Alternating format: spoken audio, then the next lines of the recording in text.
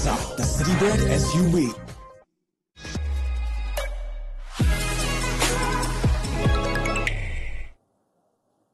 Well, things are changing. 200 posted by the side batting first for the first time at the Narendra Modi Stadium in this year's IPL, and that's what the home team has managed after Faf du Plessis put them in. Sai Sudharsan playing almost a typical Sai Sudharsan innings when it comes off, finishing with 84 of 49, and how good was that little promotion and cameo from Shahrukh Khan. So we ask questions of the RCB bowling, whether this is enough at a ground where 200 is certainly above par, at least statistically. On Maruti Suzuki Arena presents ESPN Cricket 4 Timeout, powered by JBL. Mitch McClenaghan, Aaron Finch, Varun Aaron. What are you smiling about? Oh, I'm just loving You're just life. happy to be here. Yeah.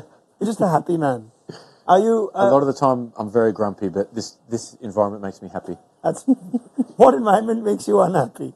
Nothing. Good question. Okay, who's the happier team at halftime? Let's start there.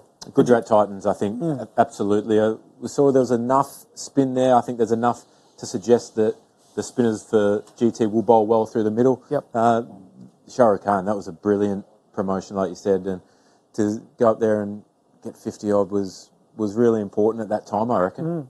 Is that just what that batting unit needed as well? Omar has been promoted. Sometimes Miller's come in higher, but Shahrukh Khan, did we see that coming and paid off? I think they've been looking for that accelerator for a while in that top four, which they weren't getting. We've spoken a lot about their top 4-5 batsmen being very similar with the the way they set up their innings. Shahrukh Khan was the difference today in the top four, who could accelerate at a different pace compared to Sai Sudharsan. Because Sai Sudharsan, we know that once he gets set, he can go really big, but he takes that extra bit of time. So Shahrukh Khan was the perfect foil to him, so he could keep the strike rate going. And then when Sai Sudharsan got set, he obviously did what he did. Was it also someone who you think will best take down spin in the opposition, given that we might see more spin? And as it turns out, Swapnil, Maxwell, Karan Sharma, 9 overs between them, no one completing their 4. Is that because of Shahrukh? Yeah, I think so. He came out and he wanted to go big straight away. So it was a good ploy.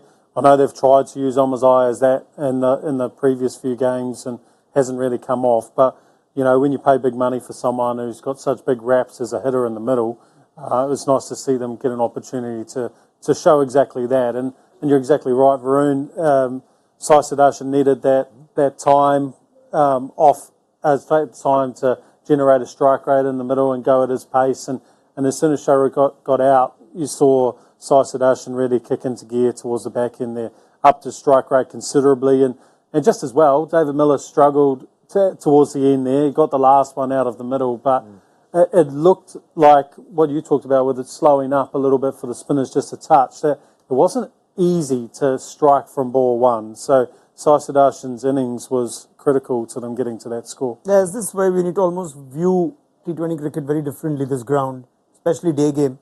You look at 200 for 3 and you think, oh, that's not utilizing your batting resources. Surely they can go harder. If you're 200 for 7, it's one thing, but they have Tewatia in the tank and they've not really, Miller's only gone at 130. But is this just how you can get to a score at this ground?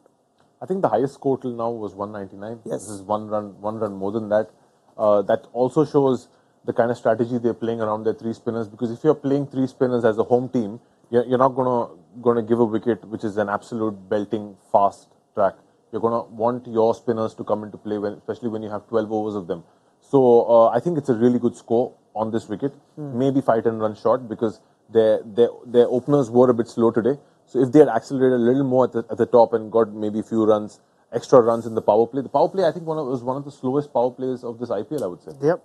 And also there's some bigger pockets on the ground at Ahmedabad that allow you to be a bit more defensive with the ball. So, and like you said, it's not the easiest wicket to come in and just swing from ball one like we've seen at Delhi or Kolkata or Bangalore. So it's important that you don't expose guys right at the end. So I think on paper it looks like, they didn't use their resources, but I think it was still the right way to go about it. I think with their bowling ammo, I reckon it's great total.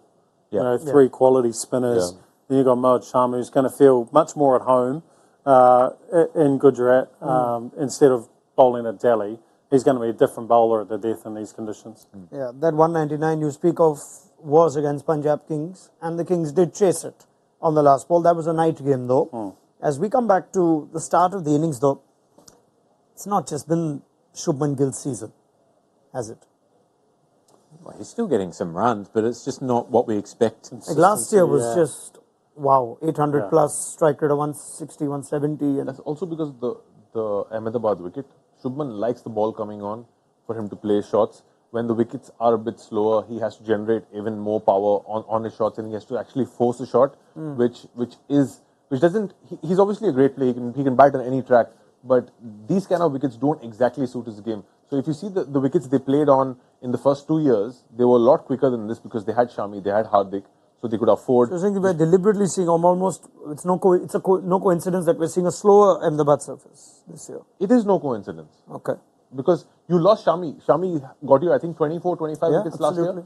And Hardik's gone as well. So your main 2 power play bowlers are not there this year. So you're playing with a totally different combination.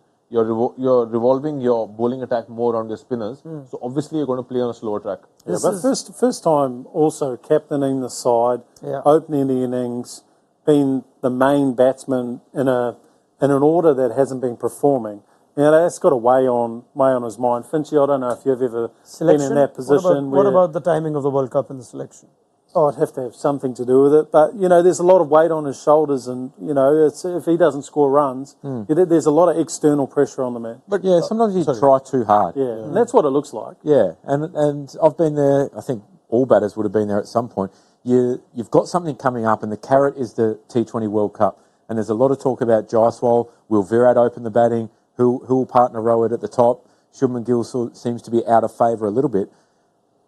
And then you start batting to make runs. You want to make that 800-plus run year again. So you start batting for a result as opposed to having maximum impact. And I think that's what we've seen from the youngsters this year. They're batting purely for impact, to walk out and say, right, I want to strike at 200. I want to strike at 250. So they're not worried about whether they get 50, whether they get 100. They don't care if they get 30 off 12 it's balls. what you said on the pre-show. It's attitude, isn't it? Absolutely, it's attitude. And it's hard not to do when something's so close and you want it desperately. But, I mean, he's a great player.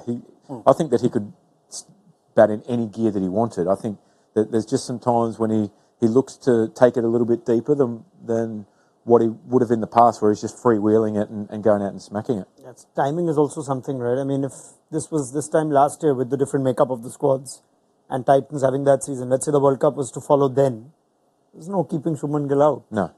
But knowing Shubman, I'm sure I mean, he's human. There might be a part of his brain which might be thinking of it. But he is somebody who has a lot of belief in his ability. Yep. And these kind of things might not be playing on his mind. And going forward... They have to be. I started by saying that he's human and there might be a small part of his brain where this could be playing on his mind, but not majorly. Because I read a quote somewhere. I can't confirm if it's entirely his words, but just to paraphrase, he was asked about it and he said exactly the numbers of his last season. I scored 800 runs last year at this strike rate. If I had to be picked, I would be picked. And he sort of left it there. That's exactly, he's pretty... That's saying I'm not concerned about it while I'm still thinking about it. And you can't not as an Indian cricketer. Of course. Yeah, but you make a good point of the Ahmedabad surface, which has been slow ever since 19th of November last year. Bloody not gotten any quicker only. Hasn't gotten any quicker. All right. On that note, though, chasing teams would like Ahmedabad. Punjab Kings did. The Australian team did that day. So let's see if RCB fancy this. Win of the last game, scoring 200 plus. RCB wouldn't mind this, even though it's a good score. Yeah, they wouldn't mind it. There's some great matchups for Gujarat against their batters. So I think Gujarat will feel like they're in the box seat here. But RCB, they're a confident side. They're coming off some good batting performances. They're scoring runs. That's what they're doing. And this is probably the lowest total they've actually had to chase. So they're probably confident as well. So I'm looking forward to seeing the middle phase. Can RCB accelerate in that middle phase to not leave too much at the end? That was the question of how Kohli approached his innings last time, but it's so much easier for him when he has the target in front of him, doesn't he? He's one of the most legendary run chasers we've ever seen in this game. And I'm sure going from last game, he's going to definitely make a few changes this game. And he will... Is he? For sure. What would you like to see him change? Attack the spinners a little more. Yeah, I think he would know what's being said and done and how India want him to play. So I'm quite keen to see, will they take down a Rashid Khan or a Noor Ahmed, which... If the game demands it, he will. Yeah. Correct. If it means that he can knock them around and they're smacking the quicks, he'll do that as well. I mean, we spend so much time during the IPL talking about how Virat plays. He's the best white ball player to have ever played cricket. I'm totally with Finch on that. Tom Moody had a different view. We'll get him tomorrow and do this again. One-day cricket. Yeah, one-day cricket. Different argument. By the length of the straight, the best. Yeah. No, T20 cricket, he's done it all except win the IPL. He knows how to structure a run chase, particularly one that's 200. Maybe 250, 260 like we've seen. Maybe he doesn't have that extra gear that the youngsters do who can smack it from ball one, but he knows how to structure a run chase of 200. Fair enough. But whether you get runs or not, that's a different story. But the attitude, he'll do what's required. He's the orange cap holder at the moment. all right. Stop trying to Okay, let's get our outrageous picks. Let's get our outrageous Rashid Khan, very quickly. Rashid Khan made an interesting point, Finchy, before we came in. He is perhaps not as big a threat in day games as he is in night games from a batter's point of view. From a batter's point of view, because you've got the ability to see the seam during the daytime. Under lights with a newish ball, when you get some glow off the ball, it's incredibly difficult to pick up the seam while it's still a newish ball, because once it gets old and it gets a bit of dirt in it, you can see it a bit better. During the day, it's a different story altogether. And we speak a lot of Kohli and Faf, but their best player of spin, as we saw in the last game, Patidar. Yeah, high quality. Big player in this chase, if they are to get... Yeah, well, I mean, it's off the back of 350s going, all of them have been in the 20s, balls face. So he's been dominant. He's striking spin at, 226, which would be up there as the highest in the competition almost. So he's been phenomenal, and he's found form at the right time for them. Obviously he didn't get off to a great start, but the way he's taken pressure off guys in the middle and actually gone after spin has been sensational. Average of 50 against spin striking at nearly 200. That's incredible from Rajat Patidar. It's also a team that has a significantly stronger batting lineup today with the return of Glenn Maxwell. I wonder how 1, 2, 3, 4 shape up. Patidar 3, Will Jacks 3, Maxwell 3. How are we going? I think Maxwell's going to be 5. Yeah, I think middle order. Yeah. Jacks will stay at 3, Patidar at 4 to try and combat that spin threat, and then Maxwell comes in on the back of that. I reckon he'll be 6. So Green's going to very much stay in the middle order there. Yep. Yeah, Green is 5, 6. Okay, interesting. Lots of right-handers then as well. We'll it's a good lineup. Change it up. It's a good lineup. Just looking at that though, and you think Lomror will come in as an impact sub potentially to just strengthen the batting and give them a left-hand option? And we know now that they bat as deep as Karan Sharma and Swapnil Singh. So we wait to see how things go. Right, time for prediction. This will be interesting as Omar Zai is swinging the new ball a little bit. We've got the first glimpse of that. Mitch McClenaghan? Going to go against all the gut instincts of the matchups with spin, and I think RCB will chase this down. Very good. I think they'll chase it down easily. I reckon they'll chase it down in the 18th over. 18th over. Is your outrageous pick still standing? My outrageous pick? What was that? I don't even remember. That was Miller. 20. I'm going to say Sai Kishore gets out Virat Kohli. Sai Kishore to get Kohli. All right. Finchik. RCB in the last over. Okay. They've got so much batting there. They've got batters down to 9 now. Correct. With the impact sub. And an outrageous pick for the second innings. Oh, you already said spin will take 10 wickets, so we are 2 up, 8 to go. So we got. They're going to get up in the last over. Give them 8 wickets to spin. It's going to be tough. Yeah, 10 and 11 doing the job. Yeah. All right. Give them another pick. You got another pick. I don't need another some pick. Points. Yeah, well, you get 2, mate. 2 again. Glenn Maxwell, 70 not out. Very 70 good. not out. That's Okay. what we like to hear. Maxi 70 not out. Of 21. no, I'm only joking. Of 21 or more. Yeah. Is there a category above outrageous? Gujarat to win this by 10 runs. As well. Quiet, listen to this man. Oh, sorry. He's saying GT to win by 10. Okay. Okay. And Rashid's going to get 2 wickets for an economy of between 7 to 8.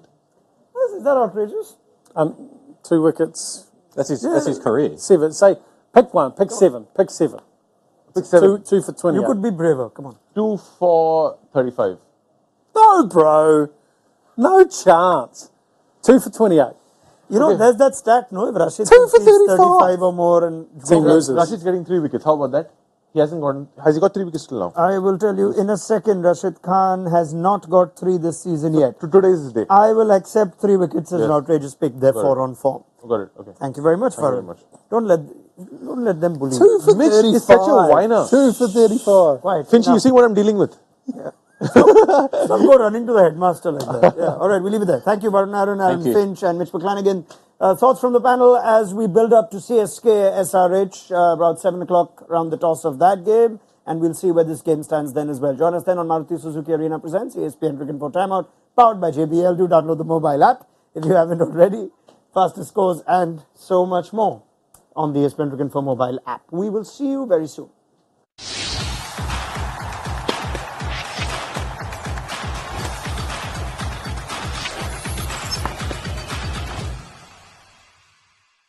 All new hot and techy Brezza, the Citybird SUV.